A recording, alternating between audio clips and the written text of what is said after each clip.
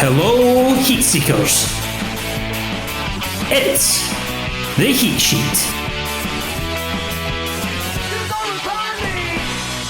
Hello, Heatseekers. It's Chris Jack, your editor-in-chief here of the Heat Sheet, back with another truncated episode of your favourite wrestling podcast. Or maybe it's not your favourite, maybe it's just one that you like to listen to. First of all, I need to apologise that we've not been able to put out the same kind of podcast that we would usually do. Just over the last wee while, life has been getting in the way. From holidays to illnesses to work just getting on top of us all. It has been a bit of a slog trying to get us all in the one place at the one time to be able to record. And this week's is no different to that. Just through various different things, we've not been able to all jump on a call at the same time, which has kind of led to this sort of State of the Union start of the podcast. Having chatted with Steve and Lewis and Billy and Craig, who occasionally pops up in these things, with it being the summer months, with a few of us being dads, with a few of us being having holidays booked, and with it being later nights and all that kind of stuff, we are finding it quite hard to all get together or see where we can get a run of podcasts where we can all go together. So we have decided that even though there's no off season with the wrestling, instead of trying to do a weekly all-together podcast, between now and probably coming off the arse end of SummerSlam, we are going to be just uploading stuff as and when we can. So, you know, this weekend we've got AEW Double or Nothing and WWE's King and Queen of the Ring. So this podcast here is going to be a mix of me previewing Double or Nothing, as well as Lewis doing a King of the Ring preview. And I'm going to also, if I've got the time, in fact, I don't know why I'm saying if I've got the time, I do have the time, I'm going to slot in some of the best bits from Tony Khan's Double or Nothing press conference. It'll be dropping in the middle. That'll be our centre folding this week. And then we'll have Lewis doing his King of the Ring stuff. And I believe Steve's going to do a bit of a review for us next week on Double or Nothing. And either myself, Billy, or Craig, or whoever will probably end up doing a wee review of Double or Nothing, of King of the Ring as well on here. So we are planning on putting out a lot more content. It just maybe won't be as long form. It'll maybe be 10-15 minutes of us just, you know, stream of consciousness talking about something that's happened in wrestling. And if anything big happens, you know, if there's any, you know, releases, deaths, you know, it's wrestling, that happens, or anything like that, we'll try as best we can to cover it in as best a way that we can as well. But yeah, so over the summer, we might not all be together for it, but we will be trying to put out some content here. So I just thought I would address that because it's, you know, we've came to fruition off the back of the Wrestling Daft podcast, kind of winding down and not really giving its listeners an update on what's happening. So I thought it's, you know, as a courtesy to the strong listenership that we've built up and the viewership we've built up on YouTube as well, that we'd let you know. Obviously, you know, we're still looking to get interviews and things like that. I've got a few things in the pipeline. Just need to get timing to make them work both at my end and at the interviewees' end as well. So that's kind of where we are. The too long didn't read version of it is we're still here. We're still the Heat Sheet. It's just we'll maybe be putting out pamphlets instead of full editions over the summer months. Now, to kind of crack on with a bit of wrestling chat, I am going to preview this weekend's AEW Double or Nothing pay-per-view. Now, up until maybe earlier this year, until MJF pretty much get injured, I would have been a big champion of staying up and watching AEW and whatnot. But again, if you've listened to the podcast and heard me ramble and interviews and stuff, I have had a bit of a strange or strained relationship with wrestling over the last kind of year, 18 months or so. That stems from, you know, my time as a wrestler, and kind of being not forced to retire as such, but kind of feeling like I was kind of pushed away from the in-ring action, just because of certain people, certain ways I was feeling about myself, certain ways other people were feeling about me. I was kind of pushed out of it, and it kind of soured me on wrestling as well. But the one thing that kind of kept me going was, the podcast and being able to talk about other types of wrestling and whatnot on there.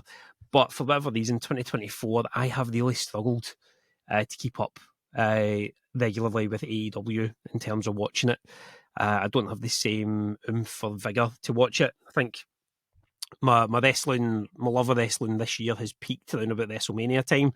When I was interviewing Drew McIntyre and all that, I was really, really kind of gung-ho for it. But this last couple of months, I've just not been that invested in it. And, I've been basically using other podcasts to get my fill of wrestling, listening to like What Culture, Cultaholic, those kind of things, to keep me up to date with what's going on. So I do feel like I have kind of let the side down as a wrestling podcast host and not been fully invested in what's been going on. But I'm hoping that this weekend's Double or Nothing is going to be the catalyst to kind of get me back into that, get me back to enjoying the wrestling. As I say, whether it's, from the in-ring stuff or the real stuff, the big professional stuff, I've just had a bit of a malaise myself about it ever since stepping out of the ring. But I do really want to get back and invested in it, and it's it's just part and parcel of life as well. You're interested in certain things, peaks and troughs at various times, and again, because there's been outside stuff going on that stopped us from getting to do the podcast, I've maybe not felt the motivation to watch as much, and that's on me. But just being truthful, just getting that out there that if any podcast that you've heard on, I've been maybe not as hyped about certain stuff as other things. It's just because of my kind of own attitude towards wrestling. But I'm looking to rectify it as something that I'm looking to enjoy more of. And with this weekend's Double or Nothing, although it's a very, very predictable looking show, I'm hoping that the excitement that the bill that the card has is going to do quite a bit for me in terms of getting me G'd up for enjoying the in-ring action there. So I'm going to go through, I'm looking at 411mania.com here for the card as it stands at the moment. First match that they've got listed on there, or at the bottom of the card that they have there, is Trent Beretta versus Orange Cassidy. You've got to think it's going to be a good guy win on this one, I reckon. Although in saying that, is Orange Cassidy really a good guy at the minute? He's got that affiliation with the Don Callis family going on at the moment, and the whole Chuck Taylor stuff that's been going on. I think that this one is probably going to be quite a brutal match. They've had their standard match the last wee while, or a couple of weeks back, where Orange Cassidy he got pile drived on the steps, the steel steps, and kind of no sold it a wee bit. But it's a grudge match. I think it does need that extra bit of stipulation in there. But given that we've got Anarchy in the Arena on there and a barbed wire steel cage match on the card as well, I'm not entirely sure what stip they could put on it. No DQ doesn't seem strong enough. They make it a lights out. Who knows? Who knows what's going to happen with that? But I would be very surprised if Trent got the win on that. And I think that there'll probably be quite a bit of shenanigans as the kind of party matches that those guys like to put on tend to bring out those kind of things. So I'm going to go with an Orange Cassidy win on that one. The FTW Championship match between Chris Jericho, Hook, and Katsuyori Shibata. I think, I'd imagine Jericho's probably going to win it. It's all part of this learning tree stuff. But I think for the sake of a lot of the AEW fans, and it kind of pains me to say it, I'm a massive Jericho fan throughout his career, but I think over the last kind of year, 18 months, his maybe not his stars faded, but he's not Chris Jericho anymore. He seems to be a pastiche of himself. He's not as quick. I know he was never super speedy, but he seems to have dropped a bit there in terms of his pace and his matches. He's maybe putting on one good match every 10 at the moment. And although the FTW thing isn't really a thing to me, to be honest, putting it back in Hook is something that I think they should do. But just because of this learning tree thing with Jericho, I reckon that's the the learning tree is going to keep a hold of that, and they may even bring Shibata under his wing with Big Bill as well there. So as much as I want a Hook win, I think Jericho's going to take that one. We then go on to the IWGP World Heavyweight Championship Eliminator match between Moxley and Takeshita. Takeshita's got to win it. I know I'm a big Moxley fan, but the purpose of these eliminators is to set up who's going to challenge next for the title, and I think Takeshita needs that. He's too good not to be getting a title shot, and I think if he gets a title shot, whether he wins or loses, it's going to be this match to create a match sort of thing. Should hopefully push him back up. He's kind of been an afterthought in the Don Callis side of things. He's not really done much as part of the Don Callis family, but so I reckon we get the win for Takeshita on Sunday, and potentially he takes the IWGP off Moxley at Forbidden Door. We then get that barbed wire steel cage match that I spoke about between Adam Copeland and Malachi Black. Again, with this one, this is probably the most unpredictable of the matches on the card, because I think as much as Adam Copeland's been a good TNT champion, he's not held it an awful long time. If they're not giving it to Malachi Black, then I don't know what they're doing with him. Is his contract up? Is he maybe this going to be swan song before going back to the Fed? I don't know. But with all the Copeland running through Brody King and Buddy Matthews on the way to getting this match, and Malachi Black seemingly not that interested in actually holding the belt, and the fact that he's offered up the other two to try and win it, it's just a bit of an odd one. And with all the spooky bollocks that went on in Dynamite this week as well, Malachi Black had, I was going to say egg in his face, he had blood in his face on Wednesday, which makes me think that he may come out with gold around his waist on Sunday. But I wouldn't be too disheartened if Copeland keeps it as well, because he has been doing some good stuff with it. Or I'm led to believe he's been doing some good stuff with it. And I'm really, I'm kind of torn in this Copeland run, because he's doing exactly what he set out to do in AEW. He has been having matches that he would never normally have. He's been having lucha matches, he's been having horse matches, he's been having quite technical matches as well. So he's getting a good variety over and above his known WWE style. And with this being the barbed wire steel cage match, I'd imagine this is going to be quite bloody. I'd imagine there's going to be interference as well. Is there anyone that could come to Copeland's aid? There's been chat about Gangrel maybe getting involved, which, with all the blood and stuff, that's something that could be a high possibility. Or is there anyone else that could give him backup or give him honours against the Kingdom of Black, or whatever that is they're called? So who knows? Beth Phoenix, maybe. We might even get a Beth Phoenix appearance if I'm forgetting her name, the former champion that's aligned with the House of Black. That's the only bad that I'm forgetting that. But yeah, I reckon if there's any female interference on the House of Black side, that'll be levelled up with an appearance from Beth Phoenix. So that's probably the most unpredictable of the matches I think that's on there. And again, there's a lot of championship matches on this card. We've got Roderick Strong against Will Ospreay. Probably too early in Will Ospreay's AEW career for them to be taking a loss, unless there is a lot of interference from the Kingdom. Does the Don Callis family have Ospreay's back in this, or could they be the ones that screw him out of it to keep him in that face position? Who knows? I think Roddy's been quite a good international champion so far, and I think the Kingdom probably needs someone like him to be holding a belt to keep them relevant on television as well. But I would reckon that if there's not any shenanigans, this should be a straightforward, clean win for Ospreay.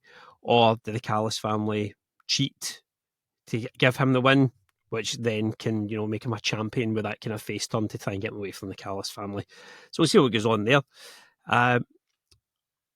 We've got TBS Championship match between Willow Nightingale and Mercedes Moné. Be a massive, massive shock. A massive shock if Willow Nightingale comes out of that one still holding the belt.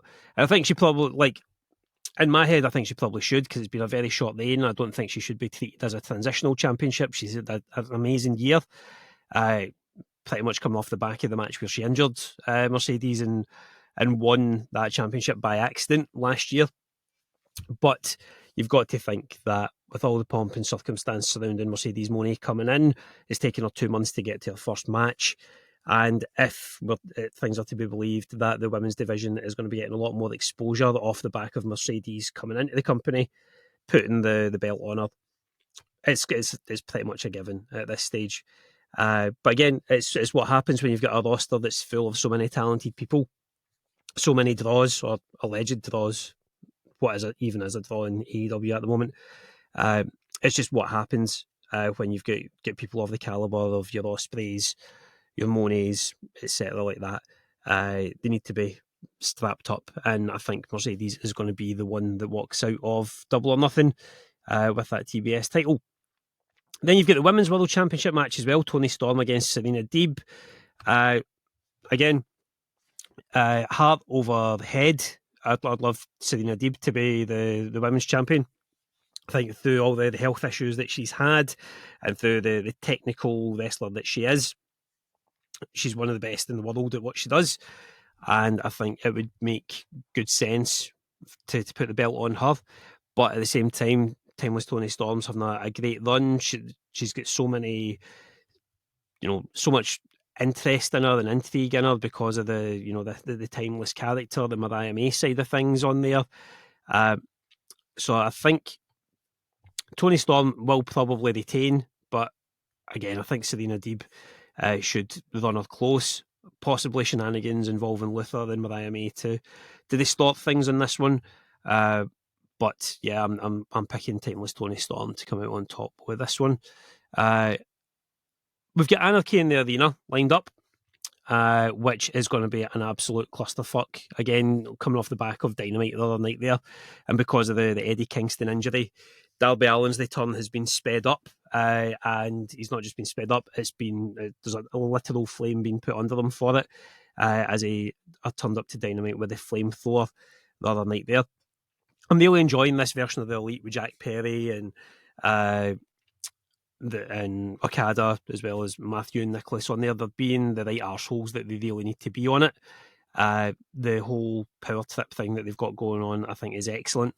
And I don't really think that Team AEW are going to usurp them. I think this needs to be a really strong showing, particularly for Jack Perry. Given what's been happening over the last kind of 9 months with him, coming back in as the scapegoat, coming back in and battering Tony Khan. I think if he were to lose in his first match back, I think that'd be the wrong move. So I'm fully expecting the EVPs and the Elite to do the business here. And it'll be interesting to see what happens with Danielson. Last time he was in Anarchy in the Arena, it almost ended his career. We've obviously seen Eddie Kingston get miss out on this one.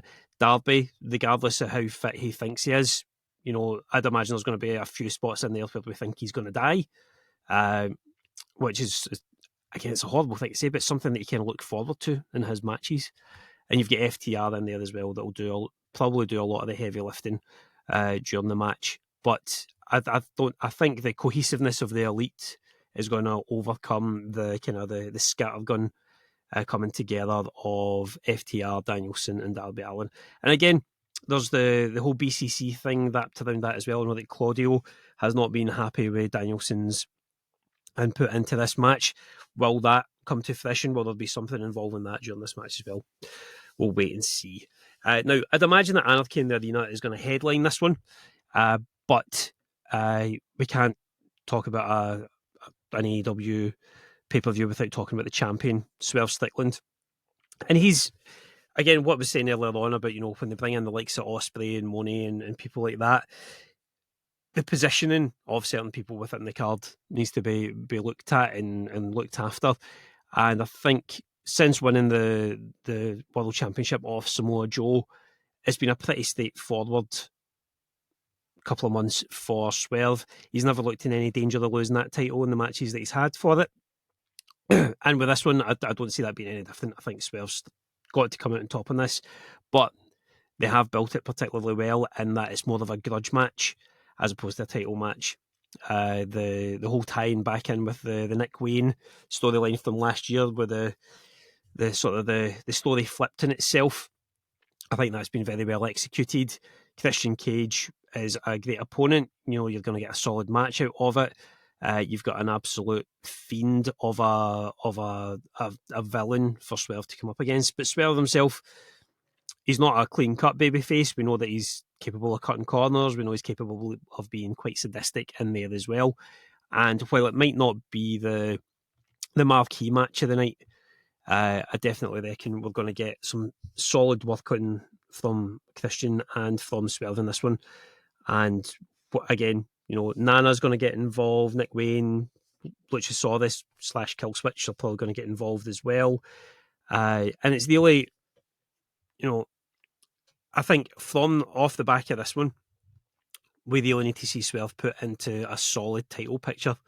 Now, if Ospreay loses out on the International Championship, does he go into a programme with Swerve?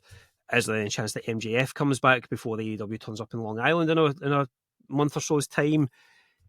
Who knows? I mean, I think obviously they're going to be building to Ospreay Swerve at Wembley, but between, you know, that's what, 2-3 months, Swerve needs to have something solid in there to make us think that he's capable of losing that title, instead of just having good, if not great matches that are going to extend a championship run without any fear that it's been too easy for them.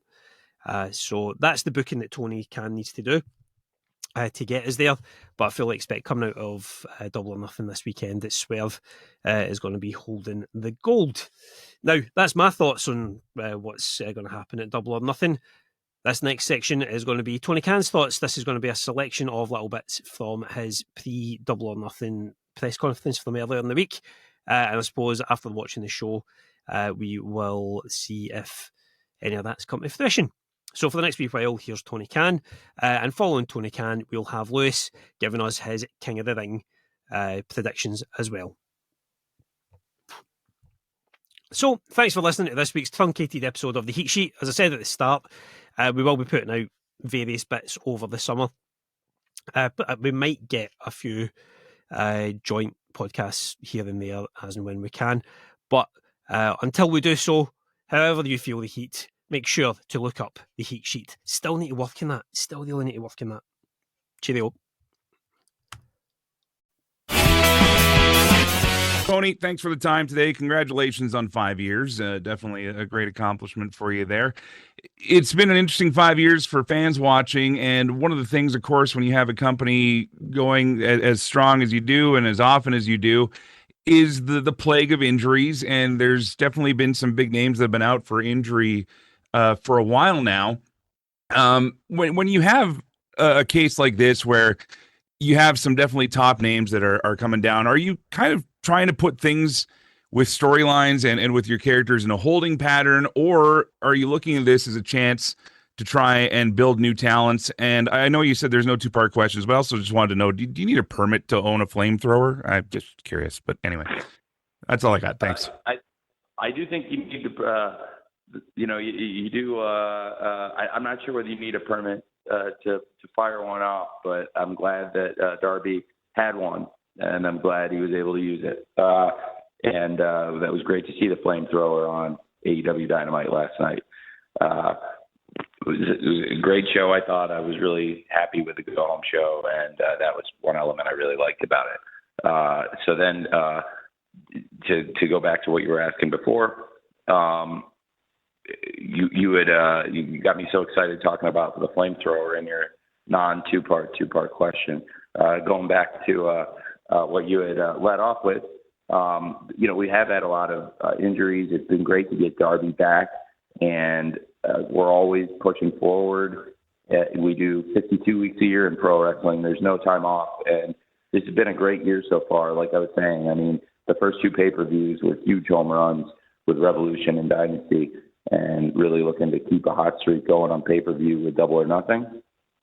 And I think for us going into this show, The card looks really strong. It's great going back to Las Vegas, the same place where we began 5 years ago at the MGM Grand, and we've accomplished so much in 5 years. And it'll be really great to go back with such a strong card.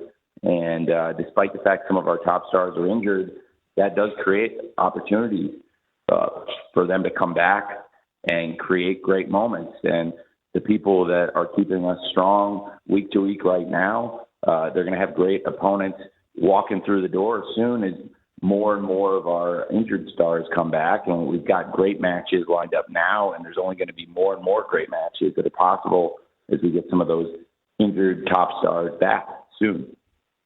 Thanks for asking. I got a question about your new signings. Las Vegas will be the first AEW pay-per-view with all three of your big 2024 signings in action, Okada, Ospreay, and Mercedes. How satisfied are you with what they've brought to the table and how your shows have produced since their arrivals? Thank you.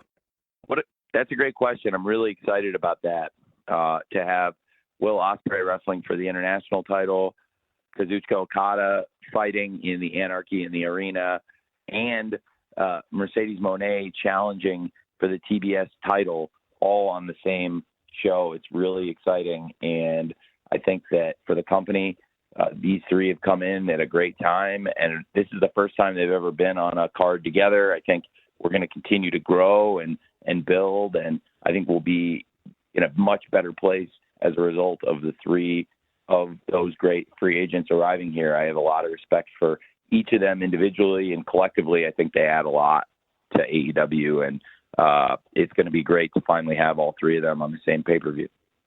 Hey, so AEW has made the decision to move All Out to a week later, leaving more time between it and All In. Can you tell us how you came to the decision and any lessons you learned from running back-to-back pay-per-views last year?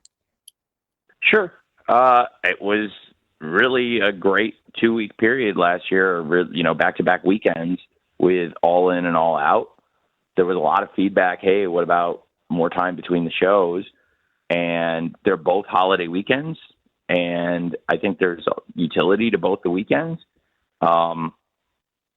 We had run on Labor Day for several consecutive years, even going back to before AEW All In, which was really a show run by the Elite and funded by ROH. And with those elements, in 2018, Labor Day weekend, we've, going from 2018 through 2023, there had been a lot of great events there for All Out, with 2020 being the exception in Jacksonville. Labor Day weekend has been really kind around Chicago to AEW. I want to continue putting AEW on in September, and I wanted to give the fans in Chicago a great show, and I was thinking, how can I give them an even better show? And I know some of the feedback had said, this has always been a great weekend, Labor Day weekend for AEW. Coming off the stadium show, it's hard to come in and do anything the week after that. But last year we did it, and the show was fantastic. And a lot of people thought All Out was the best event of the entire year. A lot of people also thought All In was the best event of the entire year. And a lot of people thought that that Revolution was the best event of the year. And a lot of people thought that Forbidden Door was the best event of the year. So we had a really, really strong calendar of pay-per-views, I felt like last year, maybe our strongest ever, probably. And one note people had was, hey, if All Out had been a little bit further out, you could have built things a little bit more, and maybe people wouldn't have been so surprised how great the show was when it turned out to be maybe the best of all of them. And I thought that made sense. Other people have done major wrestling events within the same week or even the same weekend, back-to-back days even. And it's a different platform for delivery when you're doing shows on streaming and they're all in a bundle and you get them all versus selling events a la carte. I think that's a different challenge. So I think that made a lot of sense. Also, when we started doing Labor Day weekend, we were the only ones running on Labor Day weekend for years. And then, there was competition moved into Labor Day weekend, I believe it was last year, international competition. And it was like, okay, that's cool. And again, there was a show scheduled for that weekend this year.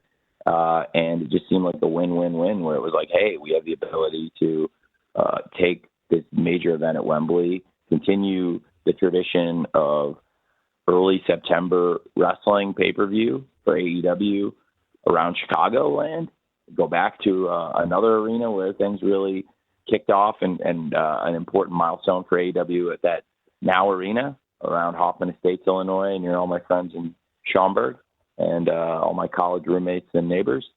And I think it's been very, very well received. People seem to think it was a good move, and I really do like listening to the fan feedback. And this was one of those cases where most of it was really positively received. With that being NFL opening weekend, it's going to be a busy one for a lot of people, including me. And I think that it made sense for that then to put the pay-per-view on Saturday and start the Saturday pay-per-view cycle a little earlier, because once NFL season starts, our pay-per-views tend to shift mostly from being on Sundays to Saturdays. So that's kind of the thought process of the event getting pushed back 6 days. Yeah, like this being the 5th anniversary, I guess like one of the questions that I have is, like, when you look back on the 5 years, what would be like the most valuable lessons that you've learned, maybe your biggest surprises? And with hindsight, is there anything that you would do differently with the experience that you have now, and you would look back and go, I wish I could have changed that? Yeah, absolutely. I mean, I think I think there are a lot of things like that. And I think we all learn every day. And, I think there's been a lot of great opportunities and moments. There are countless things that if I could have the ability to go back and change time, I would do. And not only in AEW, but in football and in life, there are so many things where I look back, and I think all of us, right? I feel like if any of us had the ability to reverse time, we could do everything. and it's a corny expression, hindsight is 20/20, but it's true. But at the same time, I know that I have spent a lot of time learning and trying to soak up wrestling history. Long before we launched AEW, I learned and studied wrestling history because it was important to me to study things that had happened and try to learn from them, basically. And there are a number of things that, if in all walks of my life, that if I could reverse and do some things different, I would. But at the same time, I'm very, very happy with all of it. And we are, to some extent, the sum of the opportunities we're given and choices we make. And I've been fortunate to get a lot of great opportunities and tried to make the best choices I could. And I'm very happy with where we've ended up with all of it. There's things, when you make as many decisions as I do as a decision maker, there's countless decisions that you could do over and look at how they would have turned out. And I think all you can do from those is then try to do something different in the future. But sometimes those opportunities are once in a lifetime and they don't come up again. So you just have to wait and see if you ever get a chance like that again, or the next time you get an opportunity that even resembles that you do the right thing. You learn from what happened in the past. So in this business, you make so many swings a week, and I think you learn from the pitches you swing at, and you got to keep swinging, taking shots. And, Jack Nicklaus said, you miss 100% of the putts, you don't get to the hole. I think it was like a Michael Jordan, you miss 100% of the shots you don't take. I always like the Jack Nicklaus one a lot because it's a good golf. It's true. Like, you don't get it to the hole, you're never going to make it. So it's a little bit, it's a similar expression, but it's not the exact same expression. It does have a little bit of extra oomph to it. And, it's a great question. I'm sitting here like thinking about it and giving examples, and I don't want to bury anybody or the company. It's just, there's so many things in life. I think about, looking back in the NFL, if everybody could undo the NFL draft, all 32 teams would do some things differently year in, year out if they had the benefit of hindsight. So in sports, it's good to think that way so you can learn from the things you do, but you can't also spend your whole life wishing you could go backwards, because we're all really fortunate to be able to spend every day doing these things. I mean, pretty much everybody on this call, I gather, gets to do some things that really love with their work. Even if this isn't for all of you your full-time job and you're doing other things, you're covering wrestling, and I gather you're doing it because you love it, and we all love it. And I try to look forward, and, you know, we're all really blessed to be doing this. And, you know, I think we can all spend a lot of time looking back at pro wrestling history and learning from it, and even recent wrestling history and learning from it. But, you know, it's a lot of fun that we get to do this every day. Right, welcome to the King of the Ring predictions video from myself and sort of preview of how I think it's going to go. Obviously, I've waited just until SmackDown has concluded its match between Nia Jax and Bianca Belair, in which Nia Jax won. I say that's one of the common surprises that have happened throughout this tournament. Obviously, Tama Tonga making it as far as he has, with LA Knight being sort of jobbed him as well. That's just showing that WWE can be unpredictable and manage to sort of switch it when necessary, keep you on your toes, that sort of thing. So what I'll do is I'll run through the card, give my opinions, and where I think they might continue that trend of surprises, or whether it's going to be a fairly stacked card, but give us banger matches like they usually do. So as it currently stands, and I feel as how it will emanate, there are only 5 matches on the card so far. Those being Gunther versus Randy Orton or Tama Tonga. That match is about to happen on SmackDown. I think it's fairly academic, and Randy Orton's going to win that. I don't know whether on a show of the magnitude that Saudi put on, they're going to want a match that's fairly routine and predictable in Gunther versus Tama Tonga. I feel as though Randy Orton, since his return, he's earned the right to be in this match and earned the opportunity to face Gunther for the opportunity at a title. That's one thing that came out recently that really adds a bit of suspense and a bit of recognition to the tournament, I suppose. More on the line. The winners of these tournaments will get a title opportunity at SummerSlam, whether that means it's going to be Gunther or Randy Orton for the world title or the WWE Championship. We're yet to see. It might even just be the Intercontinental. As well as Lyra versus Nia Jax. The winner of that's going to get a women's title opportunity. What I thought is, I don't really know how these are going to mix, but as SummerSlam's a couple of months away, they've got plenty of time to come up with stories and make it as intriguing as possible for us before it happens. So, like I said, plenty of time to build these feuds and make Lyra, Gunther, Nia Jax, Randy Orton a credible threat to the champions, whoever they decide to choose. Like I said, second match, Lyra versus Nia Jax. Third, Becky versus Liv Morgan. Fourth, Sammy versus Gable versus Bronson Reed. And the fifth one is the main event, Cody versus Logan Paul. I'll just talk through the matches a little bit. The first one, I believe Gunther's going to go over Randy Orton. Like I said, it's very unpredictable, but I feel like that sets up the best path for the summer. So you're probably looking at Gunther potentially facing one of 3 men, maybe even one of 4 men at the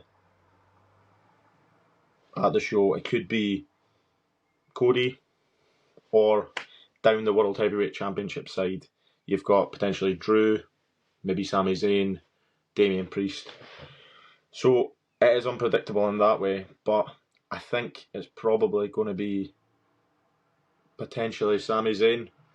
The way I would work it is Drew's probably going to win the title off Priest at the upcoming Clash at the Castle.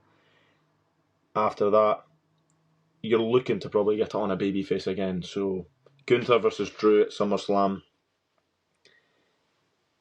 Heel versus heel matches can work, but I don't see either of them turning face in the near future. You'll think Punk coming back is potentially going to be the match that Drew McIntyre ends up in at SummerSlam. So alongside that, Gunther potentially beating Sami Zayn could set up a match at Bash at Berlin against Ilya Dragunov. So a long-winded way to think about that, but if you're looking in the future, that can give some sort of more credibility to that match, or give it on a grander scale, putting the world title on Gunther versus Dragunov. Like I said, Lyra versus Nia Jax, either of these women could go over. It's good to see Lyra being pushed as hard as she is on the main roster so far. It's one of those where you just thought it would potentially be Lyra versus Jade Cargill, Lyra versus Bianca Belair, EO versus Bianca Belair would have probably been my prediction at the start. However, we've landed on Lyra versus Nia Jax. If I had to pick a winner, I'd probably put Nia Jax as the winner. She's obviously been on the scene a bit longer, and you could potentially throw her in as more of a credible threat to the champion. Whether that's Becky, whether that's Liv Morgan, whether that's Bayley on the SmackDown side, obviously time will tell. Third match, Becky versus Liv Morgan. I think Becky's been a really good placeholder for this title. Obviously, it's unfortunate what happened to Rhea, but they've managed to sort of get that title back on track and keep the prestige of the title up as much as possible. I do think this is a time for Liv Morgan to win, and this could potentially set up a return for Rhea Ripley in the near future if, obviously, she clears herself from that injury. People are saying wait till the Royal Rumble to have Rhea come back and win. If she doesn't manage to get healthy and fit before then, that would be the way to do it. However, if you can manage to get Liv versus Rhea and get Rhea to retain or regain her title at SummerSlam, that's the way it potentially should be done. Fourth match, you've got Sami versus Gable versus Bronson Reed. Obviously, we've been seeing the feud between Gable and Sami Zayn, and Gable within his own Alpha Academy. However, I feel like this could be a breakout match for Bronson Reed. Obviously, he's been lingering on the sidelines. He's had quite a few squash matches. He's been the third, fourth, fifth, sixth man in these multi-man matches before. However, WWE does triple threats better than anyone else. You know, if you were to put a top 5 things that WWE's done best in the last few years, I'd say triple threats are near the top of the list. Obviously, you've had Gunther versus Drew versus Sheamus. You've had matches on Raw, which have stole the show. But I think this one's going to be another case of a 3.5, 4, maybe even a 5-star match. Obviously, we've had triple threats in NXT, which have stole the show. So I think this could be a real eye-opener for everyone who's maybe doubted Bronson Reed. Obviously, he's in there with 2 dependable hands, Gable and Sami Zayn. So I think Sami Zayn will retain, but this could be the start of the potential main event push. Main event time, Cody versus Logan Paul. Obviously, this was kind of out of left field, was kind of out of nowhere. However, we do know that Saudi does seem to like Logan Paul. They like having him in the main event and on their card. He done probably one of his best matches he's ever had against Roman Reigns. Showed that he's a dependable hand in that match and can hold his own against the very best in WWE. So, like I said, this shows a lot of trust in Logan Paul.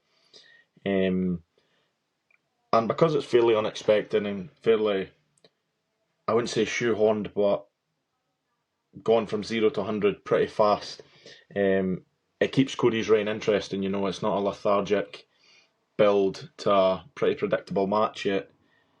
However, it was a little bit misconstrued at the start. We weren't sure if it was for both titles, weren't sure if it was for none. But in the end, it's just for the WWE title. On last week's SmackDown, the contract signing, Logan Paul had his own contract, which was signed, in which he didn't have to defend his title. Although that's sort of a good booking and it manages to keep both the titles from going to either of them, it does make it a little bit more obvious, you know. Cody's going to retain, isn't he? Even then, Logan Paul on the sort of pre-show build-up that they now do in front of the fans, he gave up his brass knucks. Adds a little bit of mystique and intrigue to the story. However, it's more than likely he's going to have a second pair up his sleeve. But it's good to see that Cody's, you know, doing exactly what he said he did, and he's defending his title on pretty much every pay-per-view that he can.